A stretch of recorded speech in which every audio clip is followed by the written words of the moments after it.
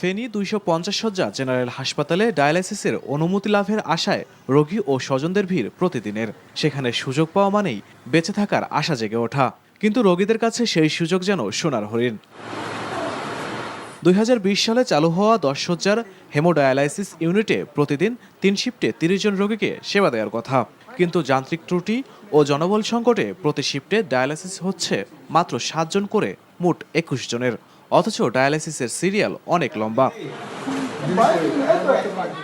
শুধু তাই নয়, চলতি বছরের জুলাই থেকে চাহিদা অনুযায়ী স্টেশনারি সামগ্রী সরবরাহ বন্ধ থাকায় প্রতিবার ডায়ালাইসিস করতে রোগীদের কিনতে হচ্ছে 2000 টাকার সরঞ্জাম। এর ফলে এক একজনকে ডায়ালাইসিস করতে সপ্তাহে 500 টাকার জায়গায় খরচ হচ্ছে প্রায় 4000 টাকা।